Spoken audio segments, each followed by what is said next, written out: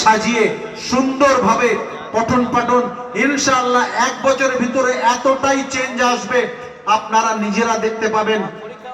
এবং সারা ভারতবর্ষে ব্যাপী দারুল উলুম দেওবন্দের পক্ষ থেকে রাবেতায়ে মাদারিস যে সংগঠন আছে, সেই সংগঠনের পশ্চিমবঙ্গ যে রাবেতা বোর্ড আছে, 1200 মাদ্রাসা আছে, সেই মাদ্রাসার মধ্যে দক্ষিণ 24 পরগনা জেলার যে মাদ্রাসাগুলো অল্প সময়ের মধ্যে অনেক উচ্চতায় চলে গেছে, তাদের বিল্ডিং মালাকানা সব বিষয়ে যে মাদ্রাসা যে কাজ যত তাড়াতাড়ি আগে বাড়ে তার কিছু না কিছু একটু সমস্যাও দেখা দেয়। তো আল্লাহ পাকের অশেষ মেহেরবানি, ছোট্ট একটা সমস্যার হাত থেকে আমরা উত্তীর্ণ হয়ে গেছি। ইনশাআল্লাহ আগামী টার্মে নেক্সট ইয়ারের রোজার পরে নতুন ক্লাস নতুন সেশন যখন শুরু হবে, স্কুলে তো জানুয়ারি ফেব্রুয়ারি, কিন্তু আমাদের ইয়ার হয় রোজার পর থেকে, রমজানের পর থেকে, শাওয়ালের 10 তারিখ থেকে মাদ্রাসা শুরু হয়। সেইভাবেই মাদ্রাসা শুরু হবে। নতুন শিক্ষক নিয়োগ দেওয়া হবে, তাদের জন্য বিজ্ঞপ্তি দেওয়া হয়েছে অলরেডি, রেজুলেশন করে কিভাবে বিজ্ঞপ্তি দিতে হবে, কেমন শিক্ষক নিতে হবে, তার ইন্টারভিউ কে নেবে, সব বিষয় আলোচনা হয়ে আছে। আলহামদুলিল্লাহ একের পর এক আপনারা নতুন নতুন চমক দেখতে পাবেন। এবং এই মাদ্রাসা 1 থেকে 2 বছরের মধ্যে, বাকি বিল্ডিং এর কাজ প্রায় সমাপ্তির মুখে, আর তেমন কোনো কাজ নেই, আমি মানা করে দিয়েছি।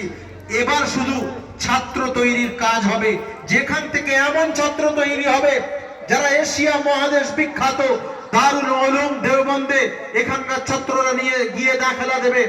এখানকার ছাত্ররা সৌদির মতো দুবাই, মক্কাতুল মুকাররমায়, হারামাইন শরীফাইনে সেখানে যে মুসাবাকাতুল কোরআন হয়, সেই জায়গায় তারা মুসাবাকায় অংশগ্রহণ করবে। আলহামদুলিল্লাহ একটা দুটো জায়গায় সবে মুসাবাকা শুরু করেছে অংশগ্রহণ করতে।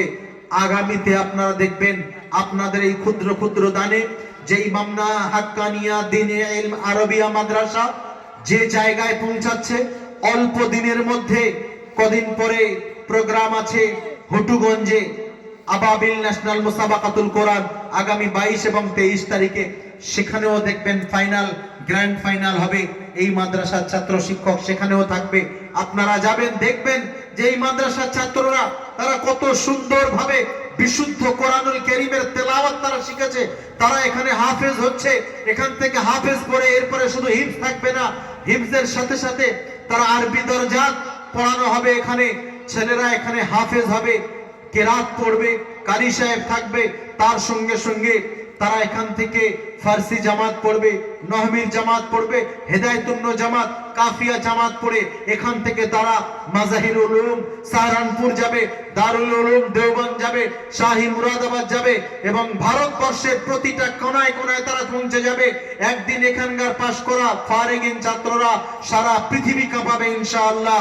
আপনাদের নেক দোয়া, নেক তামান্না, যেভাবে আপনারা সারা বছর নানান প্রতিকূলতার মধ্য দিয়েও এই মাদ্রাসার সুখে দুঃখে পাশে থেকেছেন, ছাত্র দিয়ে, সন্তান দিয়ে, অর্থ দিয়ে, সুপরামর্শ দিয়ে, কেউ ইট বালি সিমেন্ট টাকা বিভিন্ন ভাবে সহযোগিতা করে যেভাবে আপনারা পাশে সাথ দিয়েছেন, ইনশাআল্লাহ আপনাদের এই দান বৃথা যাবে না, আপনাদের চোখের পানি বৃথা যাবে না।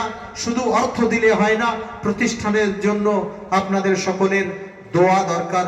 ছোট প্রতিষ্ঠান যখন আস্তে আস্তে বড় হয়, আমরা জানি কোন চারা গাছ যখন বীজ বপন করা হয় তো তখন তার অনেক লালন পালন করতে হয়, পানি দিতে হয়, ছাগলে বা গরুতে কোনো পশুতে মুড়ে খেয়ে নিচ্ছে কিনা একটু খেয়াল রাখতে হয়।